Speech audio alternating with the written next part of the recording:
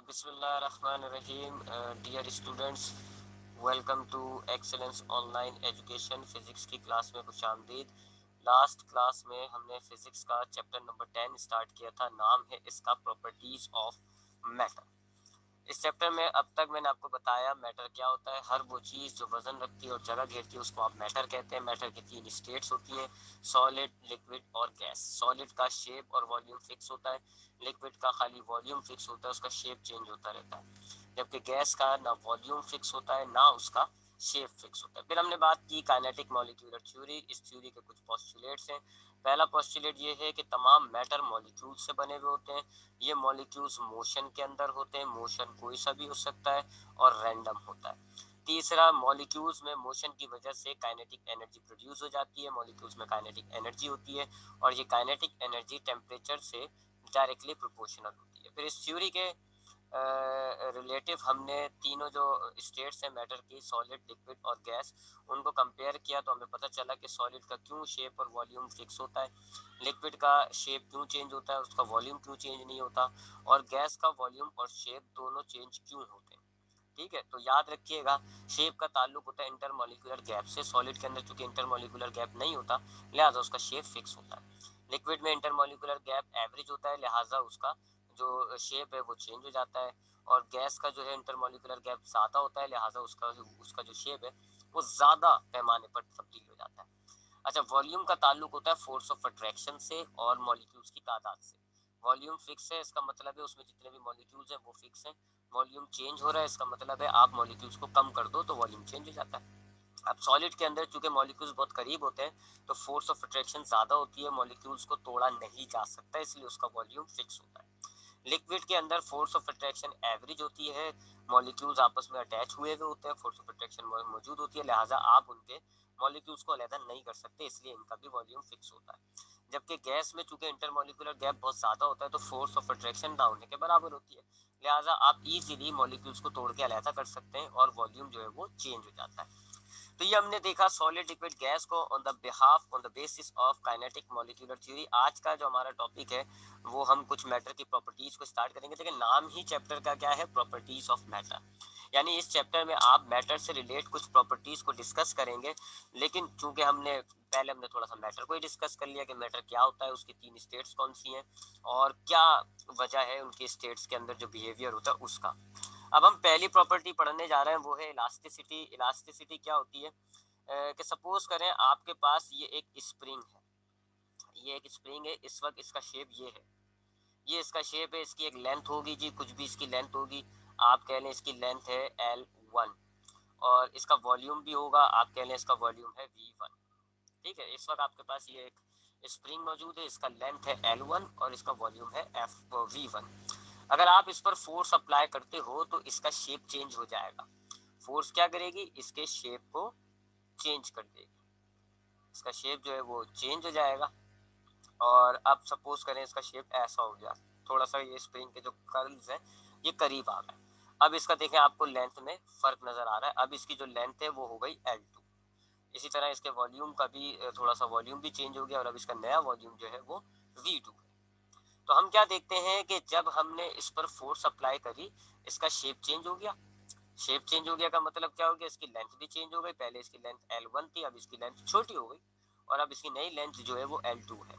इसी तरह इसका वॉल्यूम था V1 और अब इसका वॉल्यूम थोड़ा छोटा हो गया और अब इसका वॉल्यूम है V2। लेकिन कहानी यहाँ खत्म नहीं होती।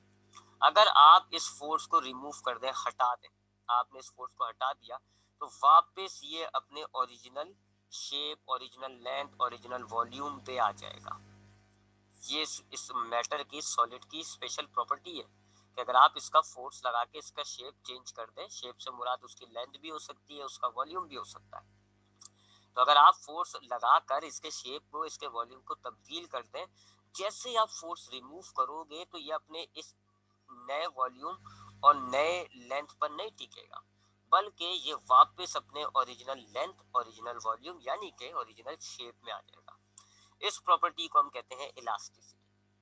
After the removal of force the object come backs to its original shape, original dimensions. अगर आप फोर्स को हटाओ तो ऑब्जेक्ट अपने वापस ओरिजिनल शेप, ओरिजिनल डायमेंशंस में आ जाए that property is called elasticity. ये आपको खाली सॉलिड में नजर आएगी, खाली प्रॉपर्टी जो होती है वो सॉलिड में होती है, लिक्विड और गैस में ये प्रॉपर्टी नहीं होती, क्योंकि लिक्विड और गैस का तो शेप ही फिक्स नहीं होता।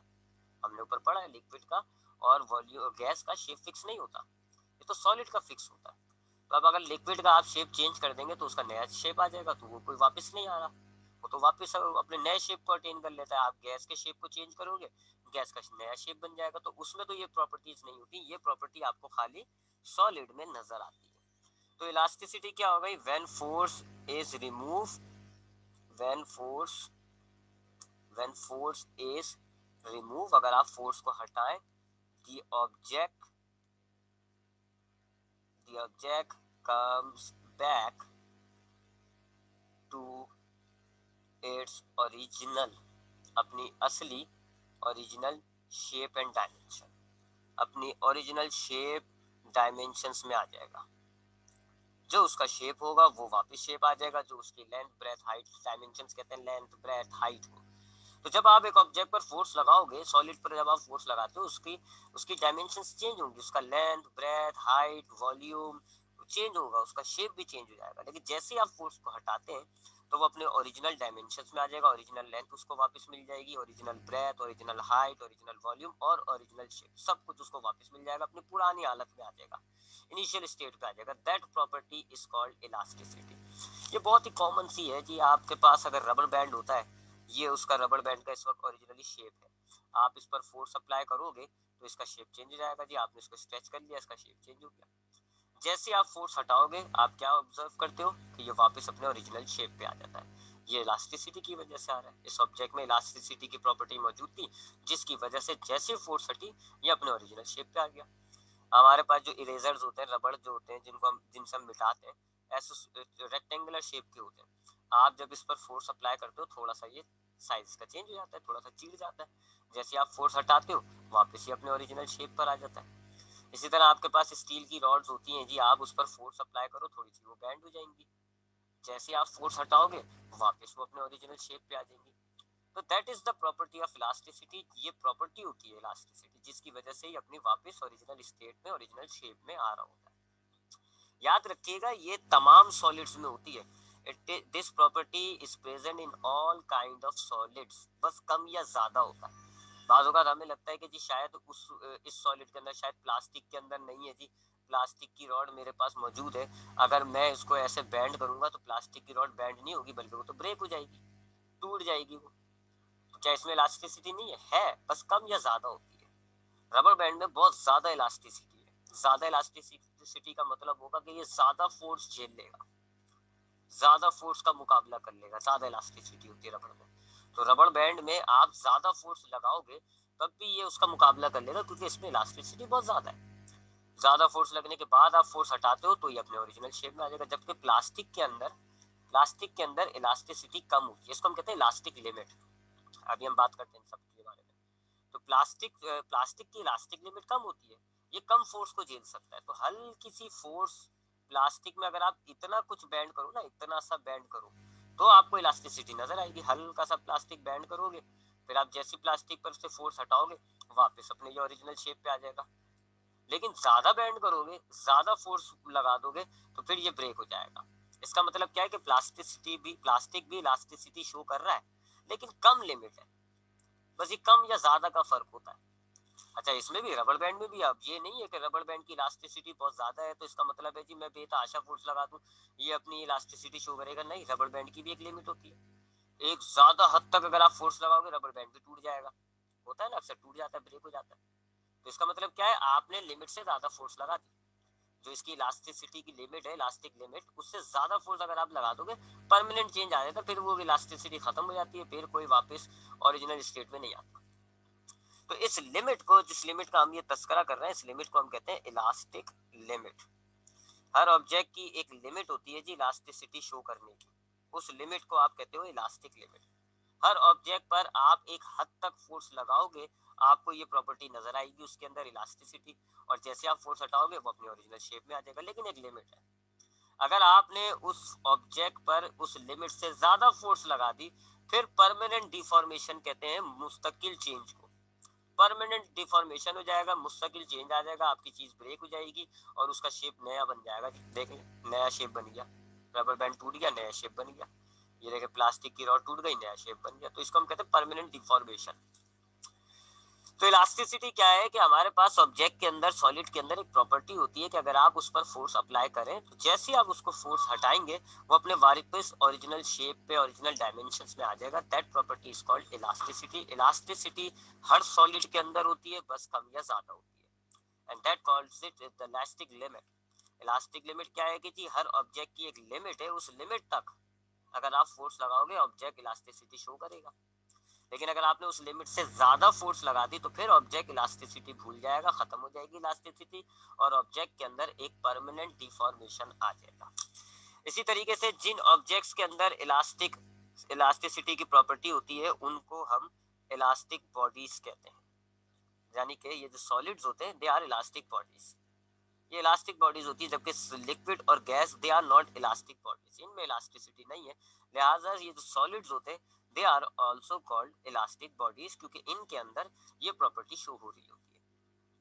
ठीक है जी, तो इलास्टिसिटी हो गया जी, इलास्टिक लिमिट भी बताया मैंने आपको, इलास्टिक बॉडी भी बताया। अब थोड़ा सा इसके बारे में मजीद कुछ बात करते हैं। अब जब आप ये फोर्स अप्लाई कर रहे होते हो, अब यहाँ पर हम बात करेंगे स्ट्रेस और स्ट्रेन की। स्ट्रेस और स्ट्रेन, स्ट्रेस की डेफिनेशन क्या होती है जी? Force per unit area, per unit area. Actual में फोर्स पर यूनिट एरिया जो है वो दरअसल प्रेशर होता है, लेकिन अगर आप किसी इलास्टिक बॉडी पर प्रेशर अप्लाई करते हो ना, यानी फोर्स पर यूनिट एरिया लगाते हो, तो उसको ये आप स्ट्रेस कहते हो। यानी स्ट्रेस जो है खाली इलास्टिक बॉडी पर रहेगा, आगे जाके बाकी तमाम जगहों पर ये जो फोर्स पर यूनिट एरिया होता है ये प्रेशर कहलाता है। तो जरा इस बात का जरा ध्यान में रखिएगा कि अगर हम इलास्टिक लिमिट की बात कर रहे होते हैं तो प्रेशर को कह रहे होते हैं स्ट्रेस, लेकिन अगर आप दूसरी किसी भी चीज पर बात कर रहे हो तो फिर स्ट्रेस वर्ड यूज नहीं करते, हम प्रेशर वर्ड यूज करते हैं।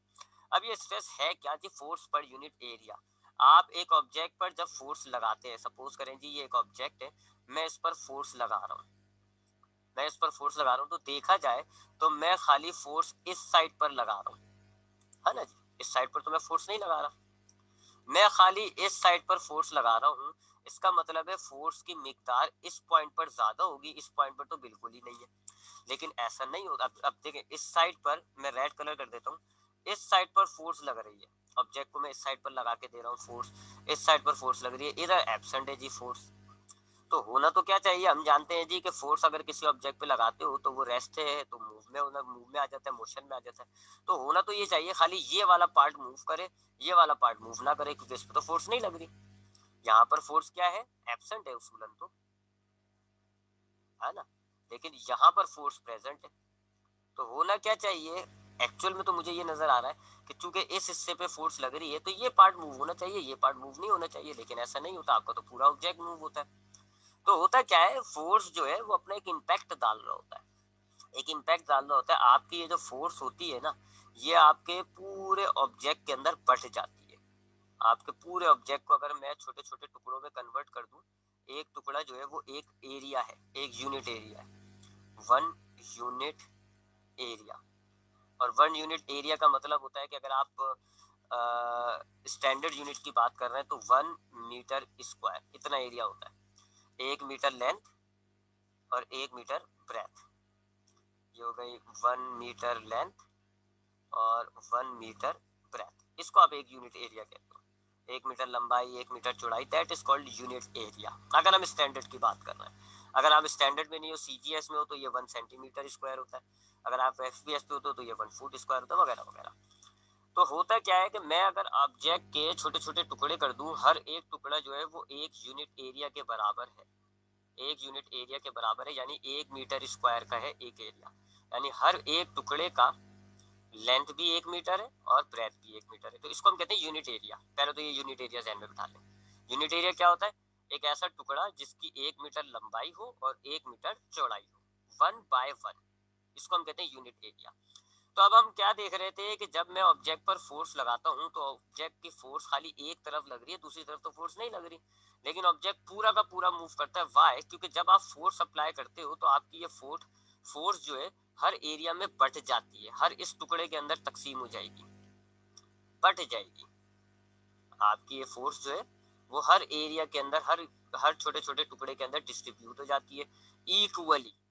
हर टुकड़े को बराबर बराबर फोर्स मिलती है, जिसकी वजह से हर टुकड़ा आपका मूव कर रहा होता है। That is the main reason. इसकी बड़ी सिंपल सी एग्जांपल अगर मैं आपको दूं, तो ये मेरे 3 बच्चे हैं जी। एक बच्चा ये है, एक बच्चा ये है, और एक बच्चा ये है। ठीक है, ये मैं हूँ जी, उमैर। अब मैं अपने एक बच्चे को देता हूँ जी 3 है ना, कितने दूं जिससे राउंड फिगर, 30 रुपए देता हूँ एक बच्चे को। मैं उसको ये कहूँ कि भाई ये तीनों आपस में बांट लेना, लेकिन मैंने दिया तो एक बच्चे को। अब उसूलन हमारा हमारा दिमाग क्या कहता है, भाई एक बच्चे के पास 30 रुपए हो गए, 2 के पास 0। ये तो नाइंसाफी हो गई। लेकिन होता क्या है फिर, जब मैं 30 रुपए दूंगा, 10 ये ले लेगा, 10 ये ले लेगा, 10 ये ले लेगा, तीनों को बढ़ गए, बराबर बराबर तीनों को मिल गए। यही कुछ यहाँ हो रहा होता है ऑब्जेक्ट पे जब आप फोर्स अप्लाई करते हो। जब आप किसी भी ऑब्जेक्ट पर फोर्स अप्लाई करते हो, तो वो ऑब्जेक्ट की फोर्स जो आप लगा रहे हो, वो पूरे ऑब्जेक्ट के अंदर डिस्ट्रीब्यूट होती है। हर यूनिट एरिया को इक्वल फोर्स मिलती है, जिसकी वजह से हर यूनिट एरिया आपका साथ साथ मूव हो रहा होता है। ये होता है फोर्स का इम्पैक्ट। ये फोर्स हो गई, और ये उसका इम्पैक्ट आ रहा है ना, उसका असर। क्या असर हो रहा है उसका? क्या आपके हर यूनिट एरिया के अंदर फोर्स तकसीम हो रही है। तो ये जो एक यूनिट एरिया को फोर्स मिल रही होती है ना, दैट इज कॉल्ड प्रेशर। इसको आप कहते हो प्रेशर। हर यूनिट एरिया को, जैसे मिसाल नंबर्स की हम मिसाल लेते हैं, एक और मिसाल लें जरा, क्योंकि ये टर्म आपके लिए आगे भी बहुत काम की आएगी। प्रेशर है, मिसाल के तौर पे आपके पास ये वही ऑब्जेक्ट है जी, आप इस पे फोर्स लगा रहे हो जी 10 न्यूटन। ठीक है, अब दिमाग हमारा क्या कहता है, 10 न्यूटन खाली इस हिस्से को मिल रही है, इस हिस्से के पास नहीं है। ऑब्जेक्ट आधा मूव होना चाहिए, आधा नहीं। लेकिन ऐसा नहीं होता। क्यों नहीं होता? क्योंकि हमारा ये जो ऑब्जेक्ट है हाइपोथेटिकली टुकड़ों में तकसीम हुआ है जी। 1 2 3 4 5 6 7 8 9 10। ये हर एक टुकड़ा कितना है जी? 1 मीटर स्क्वायर, यानी कि यूनिट एरिया। हर टुकड़ा जो है वो 1 यूनिट एरिया के बराबर हो गया। अब ये जो आपने 10 न्यूटन फोर्स दी है ना, ये सब में बढ़ जाएगी। सबको कितनी कितनी मिल जाएगी? 1 1 1 1 न्यूटन, बराबर हो जाएगा 10 ही हो जाएगा टोटल। तो हुआ क्या, आपकी ये जो फोर्स है हर यूनिट एरिया के अंदर तकसीम हो गई। तो एक यूनिट एरिया को कितनी मिल रही है, देखें, 1 न्यूटन। एक यूनिट एरिया को कितनी मिल रही है? 1 न्यूटन पर मीटर स्क्वायर। ये प्रेशर होता है आपका। 10 न्यूटन का फोर्स का प्रेशर कितना बन रहा है? 1 न्यूटन मीटर स्क्वायर। सपोज करें आपने फोर्स बढ़ा दी, 20 कर दी, तो अब आपके हर यूनिट एरिया को कितनी फोर्स मिल रही होगी? 2 2। तो अब आपका प्रेशर कितना हो जाएगा? 2 न्यूटन पर मीटर स्क्वायर। कितना हो गया प्रेशर? 2 न्यूटन पर मीटर स्क्वायर। तो है वही फोर्स, बस ये है कि जी फोर्स आप पूरी ऑब्जेक्ट पर अप्लाई कर रहे होते हो, जबकि प्रेशर क्या होता है, एक यूनिट एरिया पे कितनी फोर्स लग रही होती है। ठीक है, ठीक है जी। तो दरअसल फोर्स क्या होती है, जो आप पूरे ऑब्जेक्ट पे लगा रहे हो, तो ये एक लंप सम है जी, पूरे ऑब्जेक्ट पर आपने कितनी फोर्स लगाई। जबकि प्रेशर क्या होता है, उस ऑब्जेक्ट के एक यूनिट एरिया पर कितनी फोर्स लग रही है। तकरीबन एक ही चीज होती है। फोर्स आप क्या होती है, total force applied on the object. Total force एक ऑब्जेक्ट पर कितनी लगाई जा रही है, दैट इज फोर्स। और प्रेशर क्या होता है कि आपने जो फोर्स अप्लाई की है, हर एक यूनिट एरिया को कितनी फोर्स मिल रही है।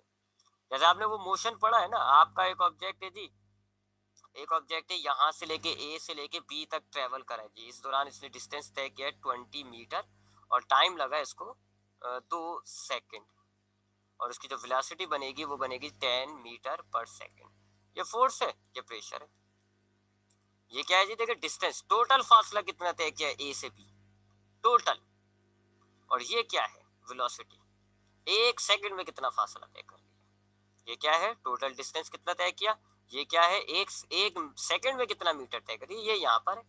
ये क्या है जी, टोटल फोर्स कितनी अप्लाई की आपने ऑब्जेक्ट पे। और ये क्या है, उस ऑब्जेक्ट के एक यूनिट एरिया पर कितनी फोर्स लग रही है। तो ये दरअसल हमारी फोर्स का इम्पैक्ट होता है। हमारी फोर्स का इम्पैक्ट होता है जी, कि हमारी फोर्स जब हम लगा रहे हैं, तो उसका हर एक यूनिट एरिया पर कितना इम्पैक्ट पड़ रहा होता है। तो ये तो होता है जी फोर्स। अब जरा इसको मिटाते हैं, गंदा हो गया काफी, सॉरी, प्रेशर हो गया जी। तो प्रेशर क्या होता है, जब आप किसी ऑब्जेक्ट पर फोर्स अप्लाई करते हैं, तो वो फोर्स आपकी डिस्ट्रीब्यूट होती है, पूरे ऑब्जेक्ट को बराबर बराबर तकसीम हो जाती है। किस हिसाब से तकसीम होती है, हमने उसका एक आइडिया, एक फॉर्मेट बना लिया। कि एक यूनिट एरिया पर जो फोर्स मिलती है हम उसको कह रहे होते हैं प्रेशर। तो जब आप किसी ऑब्जेक्ट पे फोर्स लगाओगे, आप एक तरफ से लगा रहे हो, पूरा ऑब्जेक्ट मूव होता है। क्यों? क्योंकि आपकी लगने वाली फोर्स पूरे ऑब्जेक्ट में डिस्ट्रीब्यूट हो गई, और एक यूनिट एरिया को जितनी फोर्स मिल रही होती है दैट इज कॉल्ड प्रेशर। तो ये आ गई, देखें दी definition, force per unit area, एक यूनिट एरिया को कितनी फोर्स मिल रही है, is called stress, is called stress. अब फर्क क्या है जी स्ट्रेस और प्रेशर में, वो मैंने आपको एक्सप्लेन करा। अगर आप खाली इलास्टिक मटेरियल के अंदर force per unit area calculate कर रहे हो तो उसको आप कहते हो स्ट्रेस, खाली इलास्टिक मटेरियल पे। लेकिन अगर आप बाकी तमाम चीजों पर force per unit area calculate कर रहे हो तो फिर आप उसको प्रेशर कहते हो। जैसे अर्थ की फोर्स अगर आप बोल रहे होते हो तो ये वेट होता है, बाकी हर जगह की फोर्स को आप फोर्स कहते हो। दो ऑब्जेक्ट, अगर आपकी गाड़ी चल रही है तो उस दौरान अपोजिंग फोर्स जो पैदा होती है उस अपोजिंग फोर्स को आप फ्रिक्शन कहते हो, बाकी तमाम फोर्स को फोर्स कहते हो। ठीक है ना? तो खाली जो प्रेशर होता है, अगर हम खाली इलास्टिक मटेरियल पर प्रेशर बात कर रहे होते हैं प्रेशर की, तो हम उधर वर्ड यूज करते हैं stress, but in case of every other things हम उसको प्रेशर कह रहे होते हैं। ठीक है जी। तो स्ट्रेस क्या होती है कि अगर आपने किसी इलास्टिक मटेरियल पर फोर्स लगाई तो एक यूनिट एरिया पर कितनी फोर्स पहुंच रही है, मिल रही है, उसको आप स्ट्रेस कहते हो। अगर आप एक इलास्टिक मटेरियल पर, यहाँ लिख देते हैं, force per unit area in an elastic body, in an elastic body, अगर आप एक बॉडी पर, एक इलास्टिक बॉडी पर फोर्स लगाते हो तो उसके एक यूनिट एरिया को कितनी फोर्स पहुंच रही है, that is called stress. Stress का सिंबल होता है जी ये सिग्मा, जबकि स्ट्रेस का फॉर्मूला होता है F divided by A. Force, ये F क्या है, फोर्स है, लिख देते हैं F क्या है, फोर्स, और A क्या है, एरिया। ठीक है जी। इसी तरीके से इसका जो यूनिट होता है वो होता है न्यूटन पर मीटर स्क्वायर, और ये एक स्केलर क्वांटिटी होती है, ये एक स्केलर क्वांटिटी होती है, इसमें कोई डायरेक्शन नहीं होती, बस आपको सिर्फ ये पता चल रहा होता है कि हर यूनिट एरिया को कितनी फोर्स मिल रही है। क्या डायरेक्शन है वो इसमें नहीं होती, वो फोर्स की होती है, इसमें डायरेक्शंस का मायने नहीं रखता, डायरेक्शन का इम्पैक्ट नहीं होता। तो ये स्ट्रेस होता है जी। अगर आप किसी इलास्टिक मटेरियल पर फोर्स अप्लाई करोगे तो हर एक यूनिट एरिया को जितनी फोर्स पहुंच रही होती है उसको आप कहते हैं stress, and that is denoted by sigma and its formula is force divided by area. Its unit is newton meter square, newton per meter square, and it is an scalar quantity. एक stress पढ़ी हमने, अब हम एक देखते हैं strain. Strain क्या होता है जी कि जब आप किसी भी इलास्टिक मटेरियल पर स्ट्रेस अप्लाई कर रहे हो, स्ट्रेस मतलब वही फोर्स, बस एक यूनिट एरिया पर। तो अगर आप एक इलास्टिक मटेरियल पर फोर्स अप्लाई करते हो उसकी लेंथ में तब्दीली आती है। हमने ऊपर देखा इस एग्जांपल के अंदर, ये देखें इस एग्जांपल में, कहाँ है पॉइंटर, ये इस एग्जांपल में हमने देखा है कि हमने एक ऑब्जेक्ट पर फोर्स अप्लाई की, उसकी लेंथ में, वॉल्यूम में तब्दीली आ रही है, उसकी डायमेंशंस में तब्दीली आ रही है। अब डायमेंशन से मुराद लेंथ की भी तब्दीली हो सकती है, ब्रेथ की भी, हाइट की भी, वॉल्यूम की भी। ठीक है। तो हम क्या देखते हैं कि जब एक इलास्टिक मटेरियल पर आप फोर्स अप्लाई करते हो तो उसकी डायमेंशंस में तब्दीली आ रही होती है। हर एक मीटर पर कितनी डायमेंशन चेंज हो रही है, तो इसको आप स्ट्रेन कहते हो। एक मीटर पर, मिसाल है लेंथ की, अगर हम सिंप्लिसिटी के लिए लेंथ की बात करें तो एक मीटर की लेंथ तब्दील होके कितनी हो गई। अगर मिसाल के तौर पे आपके पास एक ऑब्जेक्ट था, उसकी लेंथ थी 10 मीटर, या चले सिंपल करें, एक ऑब्जेक्ट था उसकी लेंथ थी 1 मीटर, और अब वो तब्दील होके हो गई जी 2 मीटर। तो अब उसकी तब्दीली कितनी आई है 1 मीटर पर, एक का। तो यह आपकी स्ट्रेन कहलाती है। स्ट्रेन क्या होता है कि जब आप किसी भी इलास्टिक मटेरियल पर फोर्स अप्लाई करोगे या स्ट्रेस अप्लाई करोगे उसकी लेंथ में तब्दीली आती है, उसकी लेंथ तब्दील होगी, उसकी ब्रेथ तब्दील होगी, यानी उसकी डायमेंशंस चेंज होती हैं और उसकी नई डायमेंशन आ जाती है। तो फिर आप ये कैलकुलेट करें कि आपकी 1 मीटर लेंथ पर कितना चेंज आ रहा होता है पर मिनट, यानी टोटल चेंज की बात नहीं कर रहे होते, ये नहीं देख रहे होते कि टोटल लेंथ कितनी बढ़ गई, ये देख रहे होते हैं कि हर 1 मीटर लेंथ कितनी बढ़ गई, 1 मीटर लेंथ कितनी इंक्रीज हो गई, इसको आप कहते हो स्ट्रेन। स्ट्रेन दो किस्म का होता है, चूंकि यहाँ पर दो किस्म की चेंजिंग आ रही होती है तो स्ट्रेन जो है वो दो किस्म का होता है। पहला कहलाता है लॉन्गिट्यूडिनल स्ट्रेन, लॉन्गिट्यूडिनल स्ट्रेन, और दूसरा कहलाता है वॉल्यूमेट्रिक स्ट्रेन। नाम से जाहिर हो रहा होगा लेंथ और वॉल्यूम का फर्क है, वॉल्यूमेट्रिक स्ट्रेन। ठीक है जी। अब लॉन्गिट्यूडनल स्ट्रेन क्या होता है कि अगर आपके पास एक इलास्टिक बॉडी है, आप उस पर स्ट्रेस अप्लाई करते हैं, उसकी लेंथ तब्दील होती है, खाली लेंथ तब्दील होती है। तो लॉन्गिट्यूडनल स्ट्रेन क्या होगा कि उसकी 1 मीटर की लेंथ में कितना इजाफा हुआ है, 1 मीटर की लेंथ में कितना इंक्रीज हुआ है, उसको आप कहोगे लॉन्गिट्यूडनल स्ट्रेन। जबकि वॉल्यूमेट्रिक स्ट्रेन क्या होगा कि अगर आप एक इलास्टिक बॉडी पर फोर्स अप्लाई करते हो, स्ट्रेस अप्लाई करते हो, उसका वॉल्यूम चेंज होता है। तो एक यूनिट वॉल्यूम अगर आप ले लें, यानी कि 1 मीटर क्यूब वॉल्यूम ले लें, तो उस 1 मीटर क्यूब वॉल्यूम में कितना ऐड हुआ है, कितना इजाफा हुआ है, कितनी इंक्रीज हुई है। याद रखिएगा, स्ट्रेन को सिंपली भी किया जा सकता था कि भाई टोटल डिस्क निकाल दें कि आपकी टोटल लेंथ कितनी इंक्रीज हो गई, लेकिन यहाँ पर और ज्यादा उसको क्वांटिफाइड किया जाता है कि जी टोटल नहीं, सिर्फ एक लेंथ, 1 मीटर की लेंथ की बात कर रहे होते हैं। तो जरा दोबारा देखते हैं ये सारे मामला, ये क्या हो रहा है। हाँ, दोबारा देखते हैं इलास्टिसिटी क्या हो गई। अब हम ये इलास्टिसिटी की प्रॉपर्टी पढ़ रहे हैं। इलास्टिसिटी क्या होती है, अगर आप ऑब्जेक्ट पर फोर्स अप्लाई करते हो तो वो अपना शेप डायमेंशन चेंज करता है। अगर आप फोर्स हटाओगे तो वो अपने वापस ओरिजिनल चीज पर आ जाएगा, ओरिजिनल शेप डायमेंशन पे आ जाएगा। That property is called elasticity. इसकी एक लिमिट होती है, उस लिमिट तक अगर आप फोर्स अप्लाई करोगे इलास्टिसिटी शो होगी, अगर उस लिमिट से ज्यादा जाओगे इलास्टिसिटी शो नहीं होती। उस लिमिट को हम कहते हैं इलास्टिक लिमिट। और जो प्रॉपर्टी इलास्टिसिटी शो कर रही होती है उन बॉडीज को हम कहते हैं इलास्टिक बॉडीज। स्ट्रेस क्या होता है, अगर आप किसी इलास्टिक बॉडी पर फोर्स अप्लाई कर रहे होते हैं तो एक यूनिट एरिया को जितनी फोर्स जा रही होती है उसको आप स्ट्रेस कहते हो। जबकि स्ट्रेन क्या होता है कि जब आप किसी भी इलास्टिक बॉडी पर फोर्स अप्लाई करते हैं तो उसकी लेंथ में तब्दीली आती है।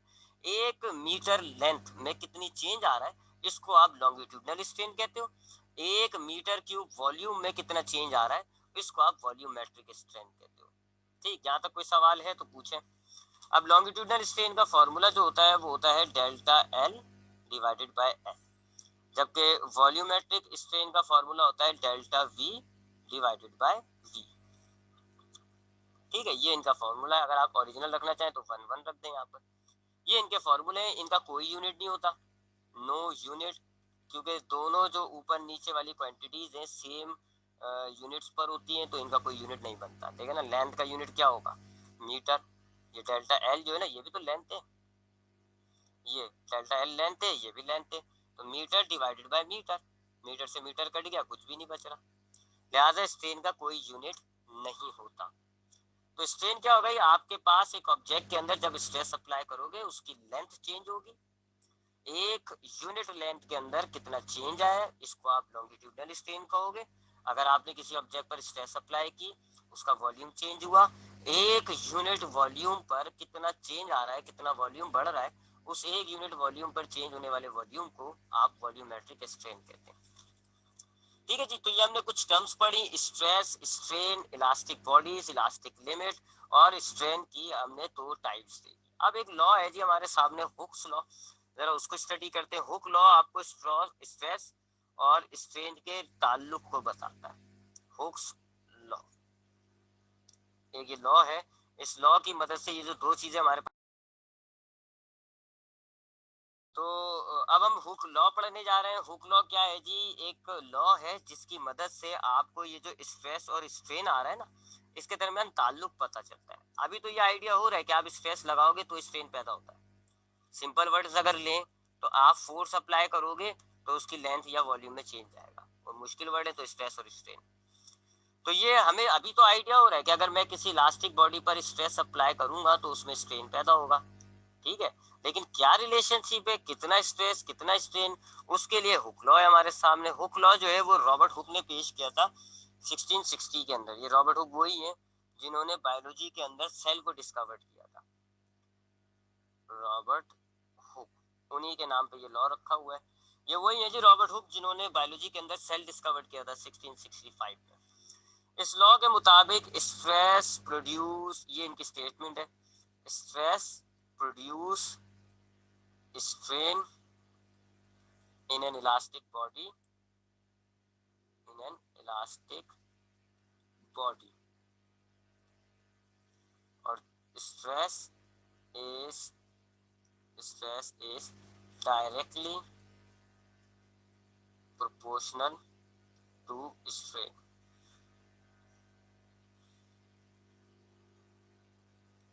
ये है जी इनका हुक लॉ। कि अगर आप किसी इलास्टिक बॉडी पर स्ट्रेस अप्लाई करते हो तो स्ट्रेन पैदा होगा।